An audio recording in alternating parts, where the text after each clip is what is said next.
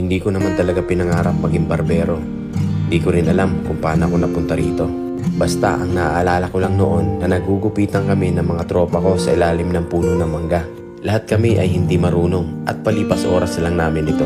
At nung natuto na nga ako noon ay merong nagpagupit sa akin at binayaran ako ng 5 piso.